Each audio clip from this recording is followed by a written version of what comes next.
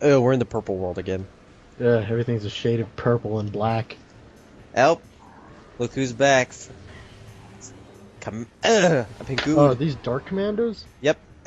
But I burned one because he was inside the Oh, safe zone. he did not think that through. He's like, I got her. I'm going to be the one that finally... Is that a light beam? Energizes beacon. Unfortunately now, this is how all commando fights go until you get the dark beam, because you just have to wait for them to appear. Dark... You mean Dark Visor? Dark visor. Thank you. You just wait. Like, I'm pretty sure you can't hurt them, even though you could like see their movement, especially if you set them on fire. Don't they bugger off sometimes? Occasionally they do retreat. I think that might have happened here. Oh no. No, there they are. But yeah, it's just kind of annoying. You have to just wait. Nobody likes waiting.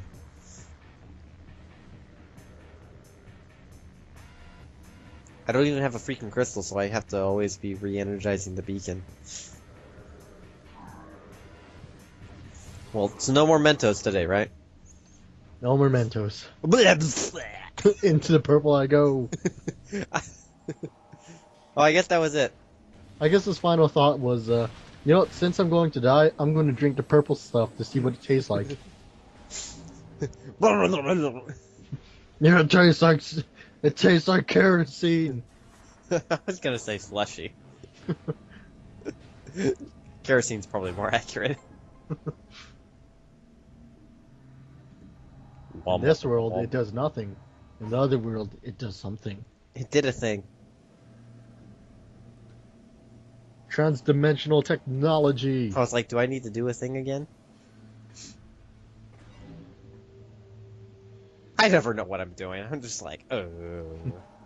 It's like my friend. His slogan is, just go slow and wing it. It's just goes. The context is that he's building a tunnel. So, some people might have different variations of this. When talking, using the phrase "wing it" in the past tense, I like saying "I wung it." I wung it. You could say "I winged it," but I don't know. I think "wung it" sounds more Proper. unique. No, it doesn't sound more proper. It sounds more unique, and it sounds dumber. Like, the more we hush, the more we better. The more we hush, the more we better. Inside joke. I like that catchphrase, so. Makes that catchphrase. This It describes. this is what happens when you try to play video games and construct grammatically correct sentences at the same time. And neither happens. Yes, we are native English speakers, but other people might not notice.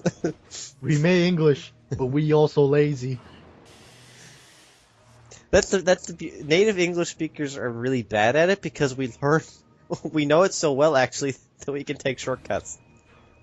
Oh, and especially with all the shortcuts ever. Like, I saw a video, it's like, if we were to say, I'm gonna go food, we know what we're talking about despite the fact that it sounds ridiculous and is totally incorrect. It disappoints me that sentences and words like that, 5 years from now, will be the norm. Soon people are going to be talking like it's hieroglyphs. Like, instead of I am going to go eat, they're going to say, food place. And then the way you're going to write it down. I was told... Look, no one's even writing stuff down anymore. They're using emojis. We're getting that much close. Aaron, it's a conspiracy. We're going to... That's how the ancient Egyptians were. They talked normal. And then they started shortening things. And then they ended up using symbols. Right before their nation fell. No, well, there are benefits to symbol-based language, but there are also downsides. Like being specific. So, what was I gonna say? I honestly forgot, but I'll remember in a second. God, in the distance. God damn it, Sam! Stop killing my damn shrimp! Oh, my shrimp! You're killing my shrimping business! Bubblegum shrimp! Bubblegum shrimp! You're going to throw us out of business, Samus! I gave you the key. I gave you the light orb thing so that Umos could get a satellite TV. And this is how you repay me? By killing my shrimps?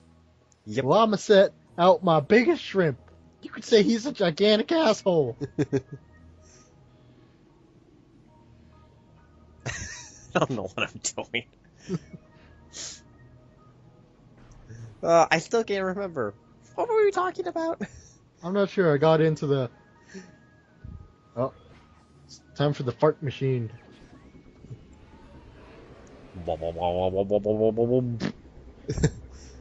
Exude.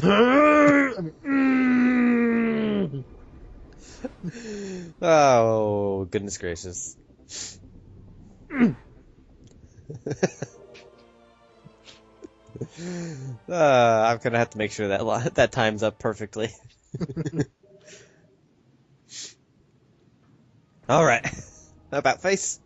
Now that you killed my shrimp, Samus, beware! I'm gonna send the biggest asshole to kill you. Who's he actually talking to Samus right now?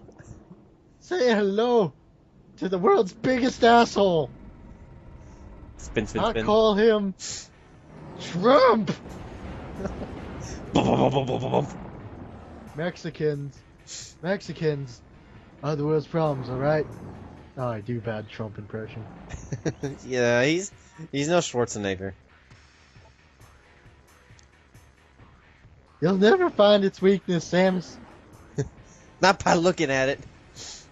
So the Alpha blog, you know, I was curious. I looked up people who, you know, the people's opinions on the toughest bosses in Metroid, and the Alpha blog wasn't on there. And upon further thought, there's a good reason why.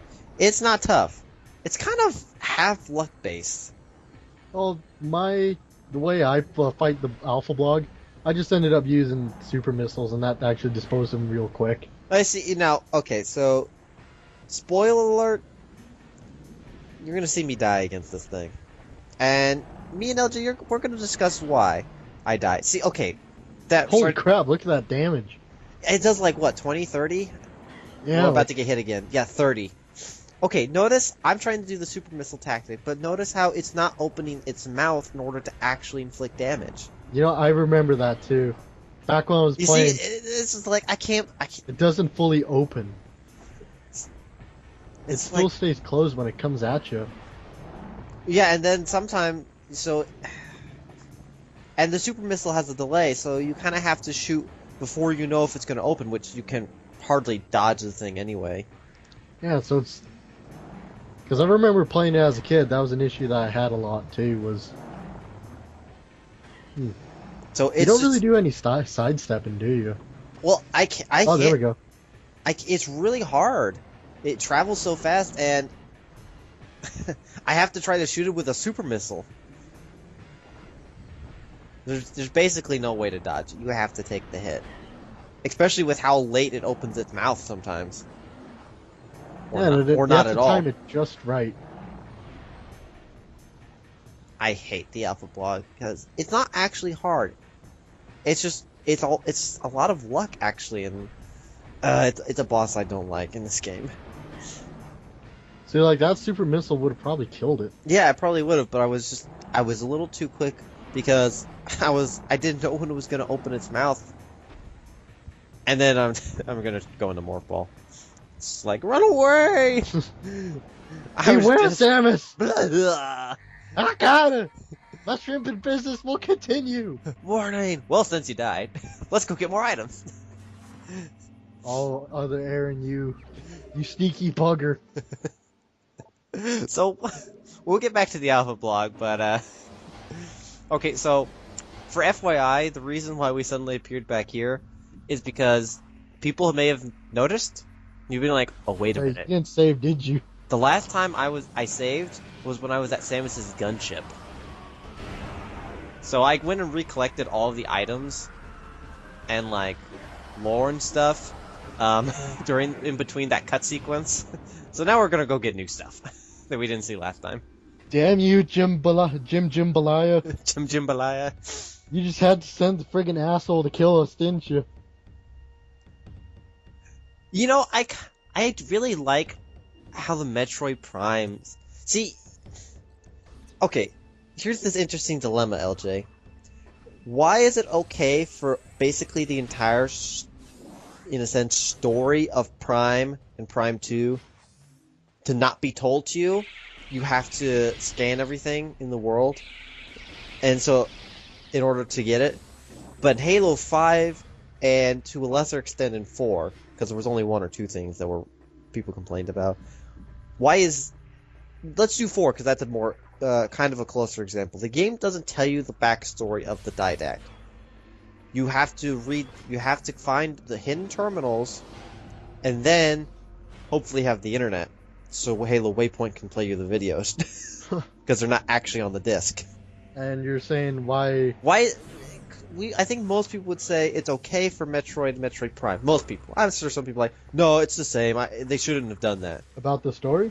Yeah, about the story. Why do you think it's better, or why do we allow Metroid Prime to do that way, but we frown upon Halo 4 not telling us the Didact's backstory? Actually. Easy. It's just like the new Doom. The gameplay comes first. Okay.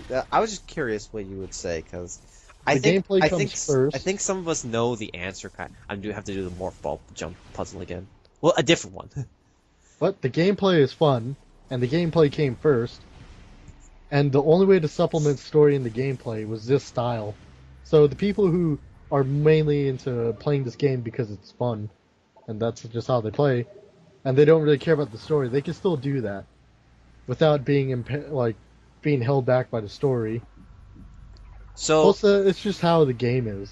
The game was built around not having the story right there. I was about to say, in other words, would you say it's fair? Which is why Other M grossly failed this.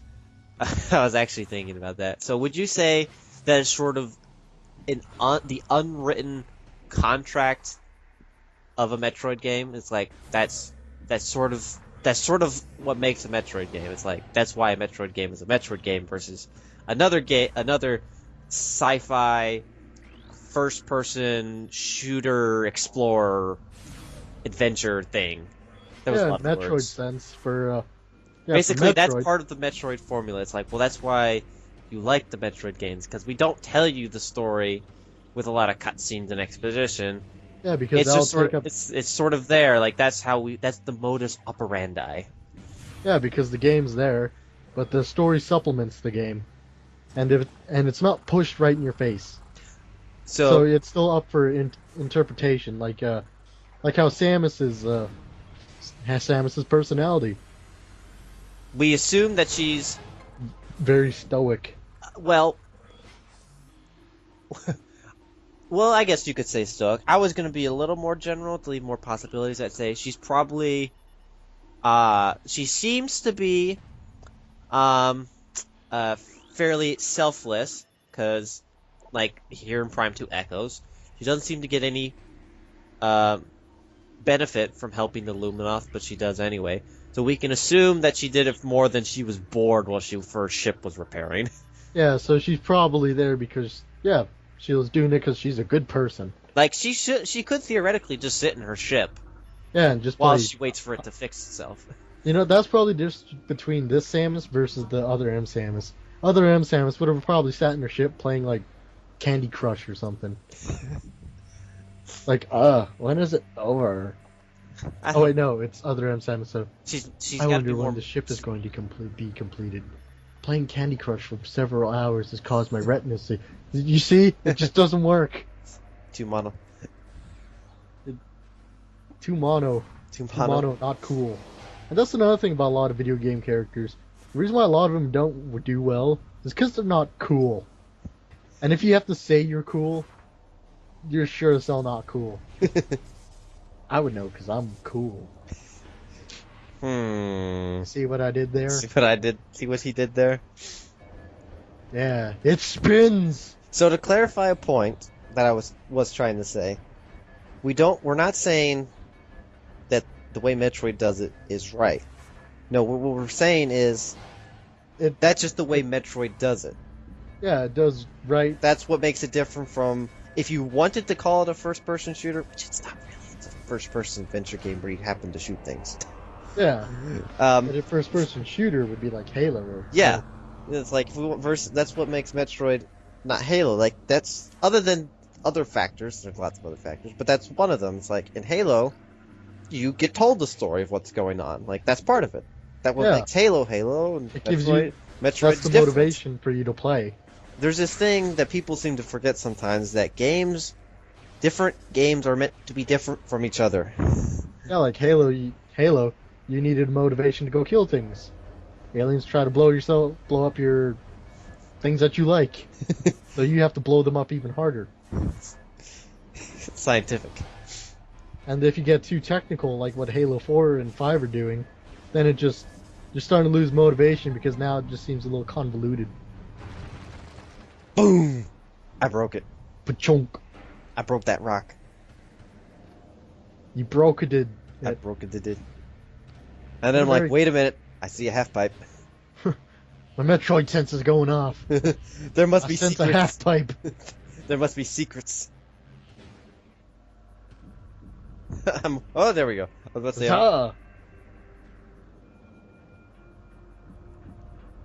I guess it just. Boop. I guess it just brings you to the thing that you needed to get to. Yeah, because I can't get to it otherwise. I'm trying to scan that thing. Dark burst. The dark burst. What is that? I don't know. Let's go into the purple portal. It sounds neat. But I still don't remember what I was trying to say back at the alpha block. It'll be forgotten now. Yeah, just because Jimbolia, he just had to sick his asshole to you.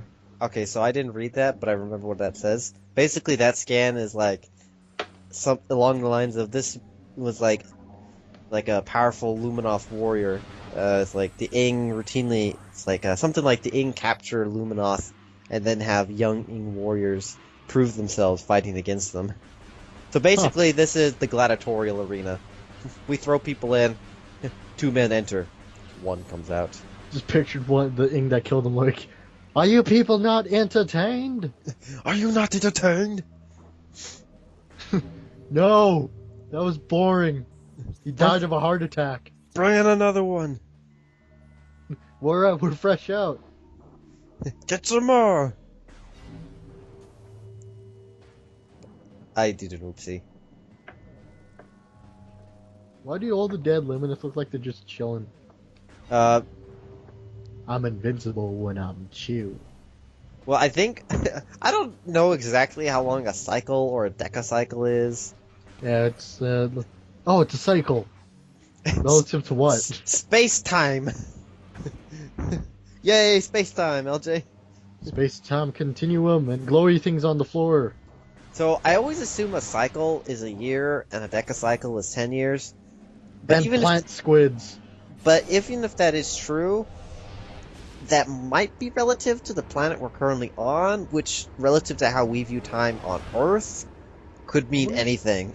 I wonder if, like, a cycle varies on what planet you're on. Like, it'll automatically adjust.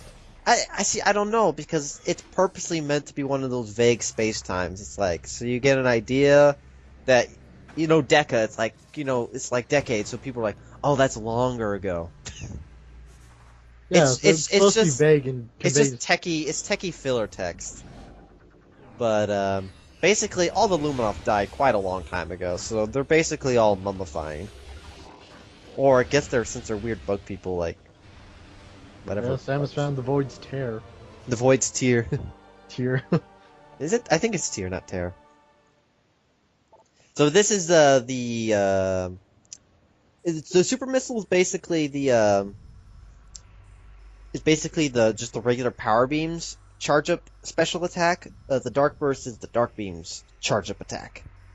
Like there's the charged dark beam, but it's like the special attack, which I just said. I'm repeating words. Something. Wait, hold on. I think we're gonna see this thing in action. Oh yeah. Mm-hmm. Come get some. Oh, so you just opened a black hole on him. He's gone. Oh, then you just unleashed the cosmic vacuum cleaner. That dude went somewhere, LJ. He's probably floating out. He's at the Planet of the Apes. He's in the Planet of the Apes now. Get your hands off me, you damn dirty human! That's like the only other movie I've ever seen Malfoy in after Harry Potter. Huh. I don't know if he's in other things, but that's the only other thing. He actually did fairly well, but he was basically another Malfoy character. That's the problem when you start as a child actor on such a long series. It's hard to get out of your typecasting. Yeah, because that's what you end up specializing in. Oh, and like I was about to say though, I just remembered. I think the one thing that Prime 2 does a bit differently that I don't like is getting beams. It's spaced a little bit weird. Oh, the fact that you get the dark and light beams right at the beginning and so close to each other, and then the Annihilator beam is basically at the end of the game. Yeah, and the fact that the boss battles don't give you suits. The only one to do that is a Morbus, and the rest just give you beams and trinkets. Let's think. In Prime 1, we start with the Power Suit, and then we get the Varia, and then we get the Gravity, and then we get the Phazon. So we had 4. And this one, we only have 3. We start with the Varia, we get the Dark, and then the Light Suit is granted to us by Umos. Yeah. So, yeah, we have one less suit, and we only earn one from a boss battle. The other one's basically a quest reward. Yeah. Let's see. Though in Prime, you only really have the one suit, because it's Varia to then the PED suit, if I remember correctly. You don't get any other upgrades, do you? No, it's just the Varia suit with things that... Yeah, and then you get the PED upgrade, essentially, which is really just a plot device upgrade. It doesn't change anything. Yeah. The PED suit looks pretty interesting. Add some silver trimmings to the normal suit. Yeah, adds a bit of a GF touch to Samus' normal suit. Yep, everything's got to have that T-shape. Like I said, especially in this game, all the GF troops and their ships always have that T-shape. Thematic consistency, I guess. Like, even the individual armor plates, they're all T-shaped. Don't get me wrong, I think the Prime 2 GF Soldier's my favorite looking, but... It reminds me of it's not turned on yet. Reminds me of a TV Tropes website. They have the trope called the Sigil Spam. Sigil Spam? Yeah, so basically the logo. Or it's like just everywhere. It's they use it if you go to that site for Perfect Dark, they have that one because every Datadyne soldier had the logo on their uniform. And they love putting it's just everywhere. It's just like But is the logo their uniform? What? Yeah, like their uniform is just made up of logos. Oh no. Okay, no, not that much. But what's funny is at least in I don't know if we made a comment about this because it was so early on, so long ago. But in the Datadyne Infantry, which is like the guard uniform for the early missions, like the first mission and then the Carrington rescue mission. Yeah. Is they have what looks like one of those QR. They called QR, like the thing you scan with your phone.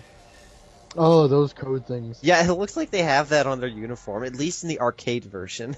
I don't remember if that was. I don't think that was even around in the original. Like I don't think QR codes even existed in 2001. In 2000, when the original was released. Oh, I don't think they did. I mean, there are things that are older than we tend to think, but I'm pretty sure on that one. Just scan it and just bring. Oh, I remember what's this? Except there's no kamikaze troopers, only Metroids. And no annoying variants. Yeah. No, people complain about the Fission Metroid, but I actually didn't find them much more annoying than any other Metroid from Prime. Yeah, it's just pretty much. I Just. think a lot of people who played Prime were younger. Well, we all were. Yeah. Oops, there's a wall. Oh, I don't think you scanned the Talon Metroid. I did way long ago. Oh yeah, back when Jeff was hanging around with them. Yep. I think it was Billy, actually. Oh yeah, it was Billy. Whatever. Whoever his name was. I've become one with the Metroid. They've accepted me as one of their own. I've learned to speak the language. I think he actually still floating in there with the Metroids. Oh yeah, I have no doubt he's chilling there still. I wonder if it's possible to get the Annihilator Beam upgrade before the Annihilator Beam. Or any other. I would bet not. I bet you they have it behind a sonic activation device, which you could only turn on with the Annihilator Beam. I mean, like any other beam combo. I wonder if you could get the combo first, then the beam. Like whether it be. Any of them? Yeah, using some sort of glitch or something. I Oh, wonder if if you'd actually get the. If you get into glitch territory, you might. Would it give you the beam too, or? I don't think so. No, I don't think it's designed that way. So, for instance, like one I can think of particularly is you can get the Wave Buster really early on in Prime 1, but it's behind a Wave Beam door to try to prevent you from getting the Wave Buster before the Wave Beam. But since you included glitch, it may be possible, because I know in Prime 1 there's a lot of, they call secret worlds, which are basically the voids in between stuff. Yeah. Which I've never bothered to figure out. Another energy tank. You know, that actually reminds me. I remember I had this game save thing for my GameCube. It was pretty much a cheat disc, where you download the information and when you go to the save, like for Metroid Prime, for example, I'd load up the save, and right off the bat I'd have everything. Unlock all. Yep. So when I'm on the frigate, I have everything unlocked. I get my knockback and I get the power suit, but I still have everything else. So it's yeah, it was pretty interesting. And the problem was when I had to go fight the. Did that mess up the game when you like picked up stuff? It did, because when I went to go fight the Flogra, I used the other way by accident. Oh. So instead of spawning the Flogra, it spawned Chozo ghosts. And now I kind of buggered it up, so now I can never fight the Flogra. At least on that file, right? Yeah. And I lost the disc, so I can't cheat anymore. There's Billy. Just let them take over you, Samus. I think that one exploded because it flew into a closing door. It was hard to see because I went into Morph Ball mode, but I think that's what happened. I think, yeah, it did die when the door closed. I didn't think this game had that. Well, it's funny because normally there's invisible walls for enemies when it comes to doors. They're not allowed to cross rooms, even if they are small enough. Bonding with them. Yep, symbiotic bonding. Which is kind of interesting, because like, I wonder if he's getting like a dance, if he's doing a Dances with Wolves sort of treatment. AKA Avatar. Did I ever tell you that joke? My uncle, when back when Avatar was new, and we mean James Cameron Avatar. Yeah, not the M. Night Shyamalan. No, I was actually talking about the cartoon.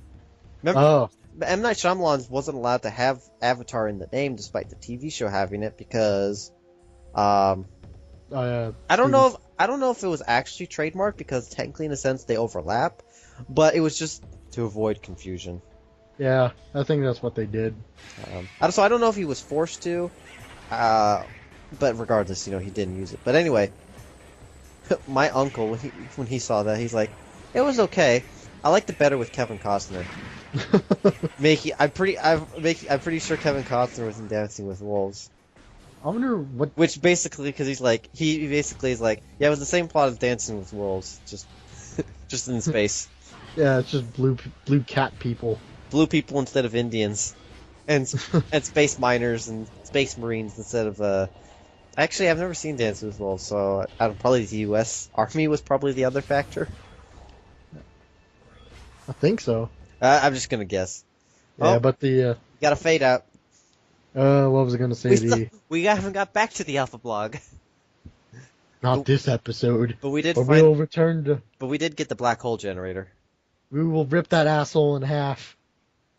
But Yeah, going back to dances. Yeah, that one pirate just floating there. I wonder what symbiotic relation they have in.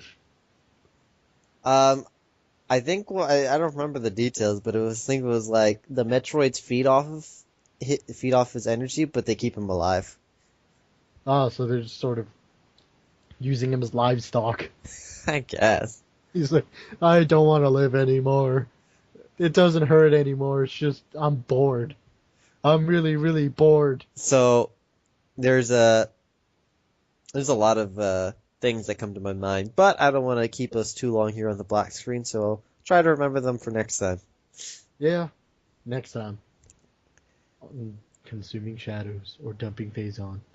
But don't forget to rate and subscribe, tell your friends, leave a comment, and don't kill any shrimp or else Jimbolia is going to send a giant asshole to kill you.